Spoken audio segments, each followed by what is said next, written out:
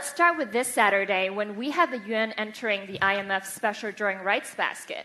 Now, it's a bit like joining a frat. You're finally in with the cool kids after rushing, a very stringent selection process we've got there.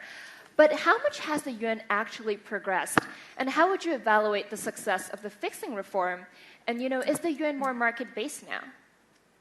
David, do you want to get us started? Well, I've never been to America, and I don't know what a frat really is, except in a movie, and they all get drunk and do stupid things. So I think it's a little more... the SDR, we know it's a progression that China's got at the moment. It's not any big event, really, and we're going to get hundreds of these during your lifetime because we are witnessing the birth, really, of a currency. I mean, we witnessed the birth of the euro. That's been a rocky ride, and we're witnessing the birth of a big currency onto the international stage. And it's step by step. As the Chinese say, you cross the river by feeling the stones, and this is one of the stones that feels secure, and we'll go to the next step. So there's no excitement really there. I know we want to make it sound exciting, but there will be a slow a weakening of the renminbi that will be very gentle, and I don't think it should concern anybody. It's usually the more outrageous people that want to make a name for themselves that keep telling us the renminbi is about to devalue. I heard it in January. I've heard it many times. They all have to get the egg off their face eventually. So China, slow progression, and that's exactly what's happening, and the SDR is just part of it. Right, but do we think that the fixing has become more predictable for all of you who have to look at it, past 9 a.m. every morning? It has. I think if you look at post the one-off devaluation of the renminbi in August of last year, the Chinese fixing to where the renminbi closed, the average has been less than 20 basis points, whereas previous to that, it was a lot more volatile, where you could have the renminbi trade 1.5% to 2% away from where the fixing. So the predictability of the fix, it's a lot higher. Of course, since the deval of last year, there have been maybe 2 heart attack moments where the renminbi moved, about 2% in a day. But at the same time, if you take a step back and you look at how much the renminbi has appreciated since 2005. But it's quite interesting you say 2% move is a heart attack. In other currencies, a 2% day is just a normal day. So I don't quite understand why we're so obsessed with... No. I mean, you talk about deval. I mean, how much was it? It's like Mexican peso is a deval every day then. Absolutely. I think it's like it gave the financial markets a heart attack. Right, if you look at August of last year and January of this year. But I agree with you. It's 2% in the big scheme of things, especially since the renminbi has appreciated 38% since 2005. It's not really a big deal. I mean, and since the point of the 2014 when it started to weaken, it's weakened 10% against the dollar. Right, so the sterling fell more than 10% in a day. Right, so to your point, it's not a big deal. I think that's a job at me because I live in London. So thanks very much. Hong Kong's getting expensive for you. I agree with Danny actually, to the extent that volatility in and around the fixing every day is much lower than what it was prior to the reform of the exchange rate in August of last year. I think what's interesting, though, is that the IMF explicitly stated that the SDR status was a nod to the progress that China has made in terms of internationalizing the renminbi. But if you fast forward now, 1 year on from that decision, internationalization has actually slowed somewhat. If you look at UN deposits overseas, Hong Kong, Korea, Singapore, Taiwan, that's actually down 31% year on year. Cross-border settlement in renminbi is down 40% year on year. Dim sum issuance is greatly lagging the peaks that we saw in 2014. As a SWIFT and international payments currency, SWIFT shows that renminbi has fallen down the ranks from 4th to 5th in the past year. So developments have gone somewhat backwards since the IMF's decision. Are you decision. trying to justify your crazy view on the renminbi, are you? Well, are you getting there already? Right, I mean, I'm sure we remember that China also kind of gave us a heart attack last week. I mean, we had the overnight HIBOR going up to 23.7%, and most people attributed that to the PBOC intervening to keep the yuan steady ahead of SDR inclusion this weekend. So I guess the key question here is also, where does the yuan go after this Saturday? I believe that at RBC Capital Markets we have the most bearish renminbi forecast for 2017, dollar China to 7.5. At the end of this year it's 6.95. So I think while China's been doing a great job in keeping a lid on dollar China below 6.7 into the formal introduction to the SDR basket, I think once we get past the 1st of October, get past the week-long national holidays in China, that gradual depreciation in renminbi will resume. I'm sure to the American hedge funds on the East Coast that must be music to their ears, because we had the same thing in January. The China was going to devalue. How many times have we all heard this? Come on, and it always comes from American investment bank that has no real interest in China. People trying to make a name for themselves. You want to lose money, go with that view. If you want to understand, it's a slow... I'm sorry that it's boring. I'm really sorry. We could talk about other things that are exciting. But the renminbi is going to sell off very slowly. We just heard takes a long time. You want a painful, slow trade, go for it. But other than that, I really don't believe... I've heard these views all the time. They're always wrong. I mean, the capital outflows from China has been picking up, but at the same time, the reserves are still at 3.2 trillion, right, which isn't small.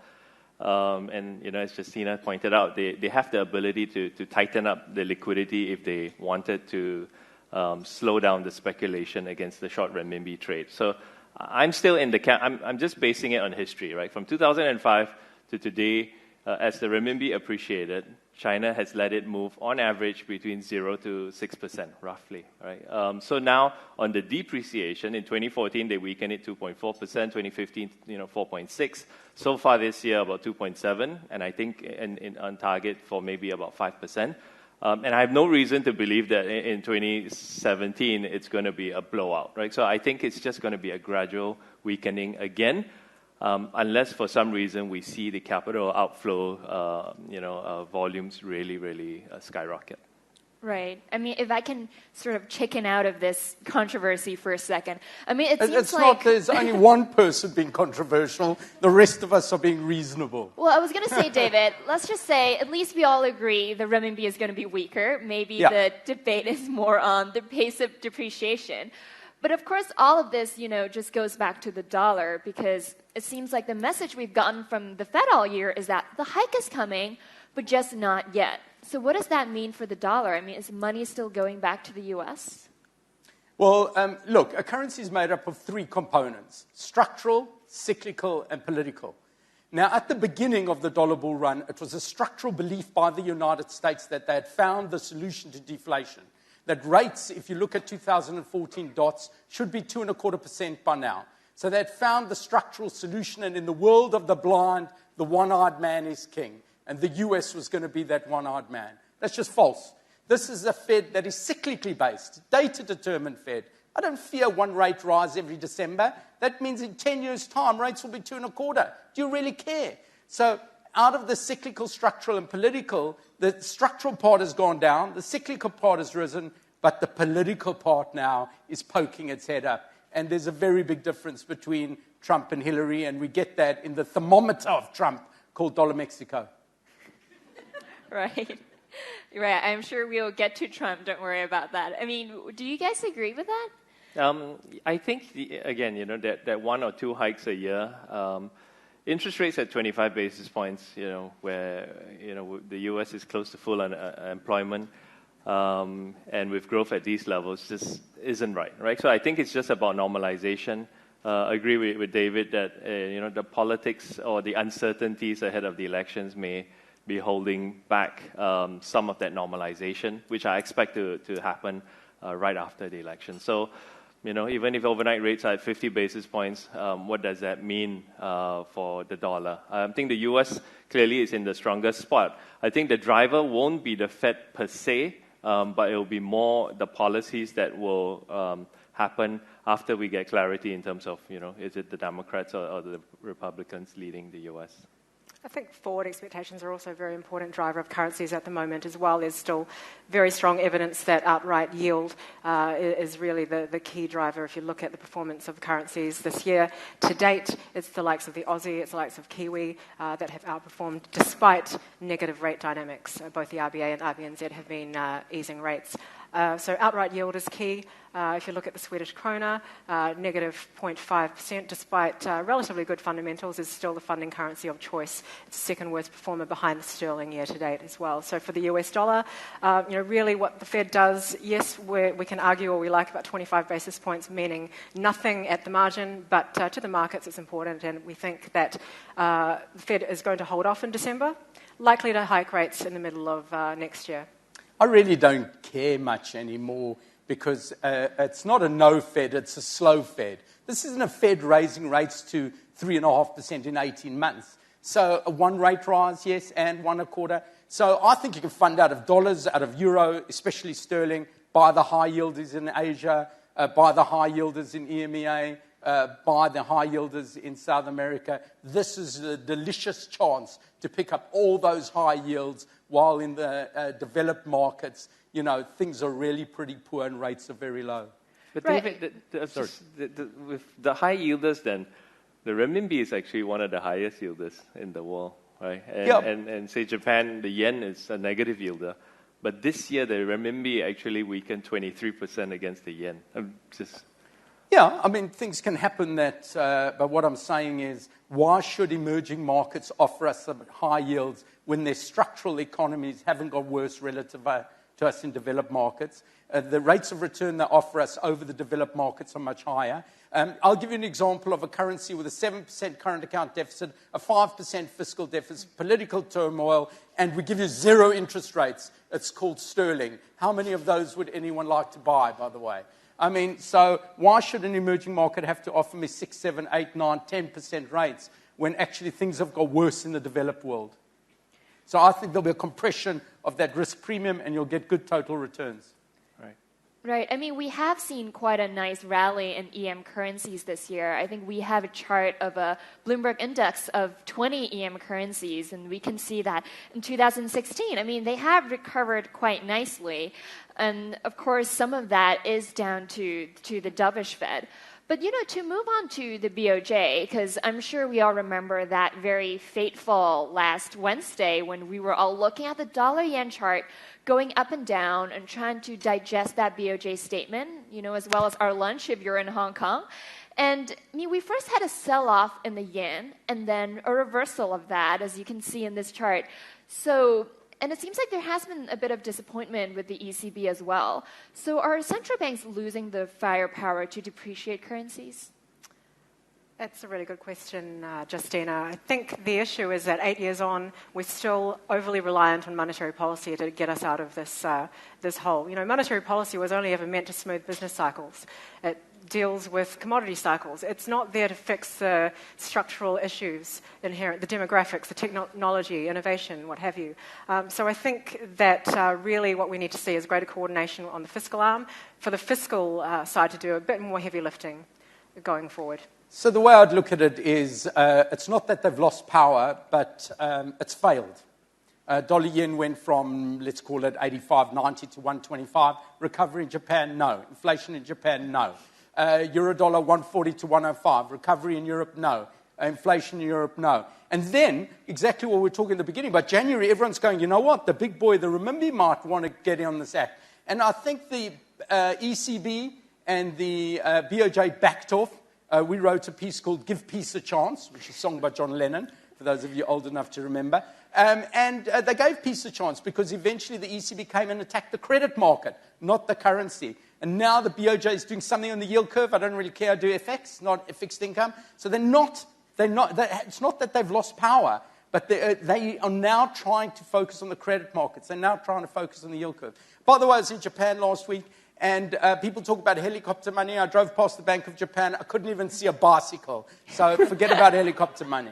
So they've moved away from helicopter money. They've moved away from deliberately manipulating their currencies. So I don't think they've lost firepower. I think that it has been currency wars has been a failed experiment. I think I put Japan and Europe in slightly different camps. And, to David's point of give peace a chance, which the Japanese played ball earlier this year, and hence the yen today is more than 20% stronger versus the renminbi. How much more can Japan take, right? So I think, they've called a truce on the currency war for now. But at the same time, with inflation in Japan at minus 0.5, when you're supposed to get to 2%, you need to do something, right? So I think what Japan is doing with the taking control of the yield curve is going to be a coordinated effort between the central bank, the Ministry of Finance, and the government on the fiscal spending side to again crank up the... so it won't be helicopter money because it's too risky right now and not necessary. But so I think it's called, maybe it's a spaced out version of it where the central bank and the ministry, which I believe will start to announce more issuance of 40 and even 50-year bonds at some stage. Right now Japan's also going through a special diet session, and they will announce more fiscal spending. So it's a coordinated way, but it's not done on the same day, right? So it doesn't scare the financial markets completely, but it will lead to a weaker yen over the next 6 months. Well, good. I didn't think we could agree on everything, so that's good.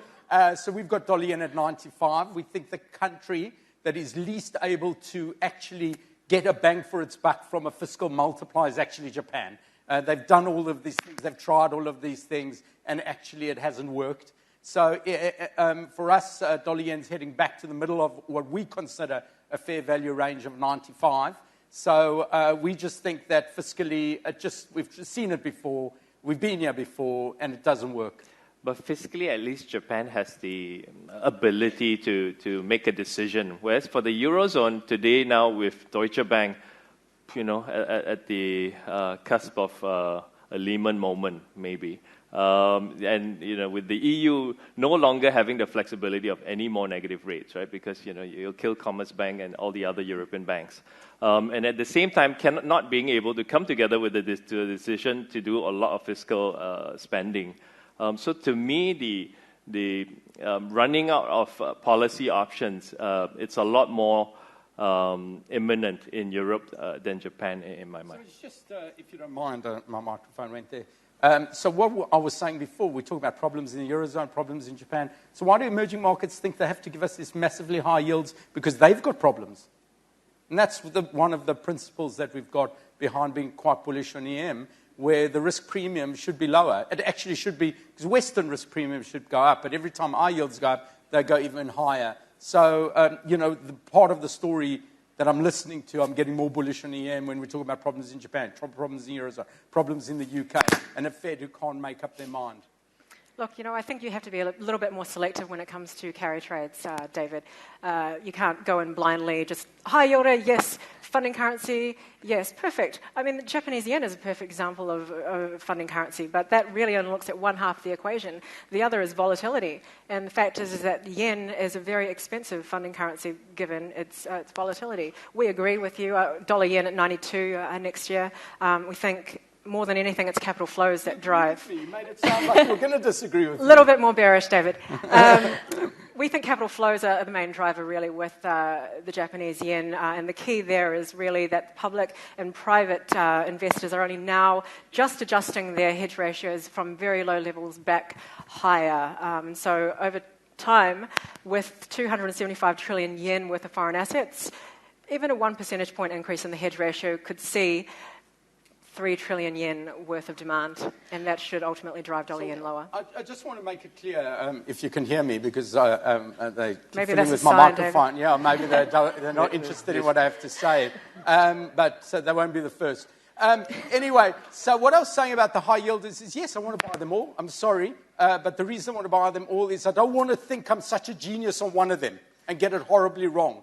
Because when you buy them, one of them will go a bit pear-shaped on you. Which one it is, I don't know. So you buy the basket is what I'm really saying, and I think that's the correct approach to take if global beats local. That's what I'm telling you. I don't want to hear I went to South Africa, the local elections, the local this. No, global beats local. Global forces will drive a compression in yields in emerging markets, and I want a total return of the basket. Right, thank you so much. Well, we can't end with Sue and David agreeing, right? So to move on to the most contentious topic these days, like I mentioned at the beginning, we all watched that U.S. debate yesterday. And in fact, we had a bit of a reaction in the markets.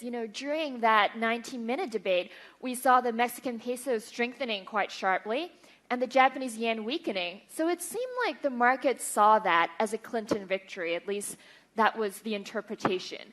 I mean, for you guys, as FX watchers, how does the U.S. election matter to you, and what's the way to trade those expectations? For me, I expect it to be very similar to the way to the run-up to Brexit. I expect the polls, even the very respected polls, to show it going to the wire, even maybe potentially Trump being ahead, maybe weeks before the elections, and that'll be scary as hell. And I think we're also constantly thinking about what's the Trump trade, right, aside from Mexico. But I think broadly, there seems to be a consensus that Trump is actually better for U.S. on the economic front, whereas everyone is worried about him having the finger on the button. And the thing that I took away that was interesting in yesterday's debates was the fact that 200 generals and admirals have actually signed up to endorse him. So if the 200 generals who supposedly who know the military and says, okay, with this guy on the finger on the button. Well, the best way for them to keep their jobs is obviously a war, so that's why maybe they like No, Trump. but they're retired.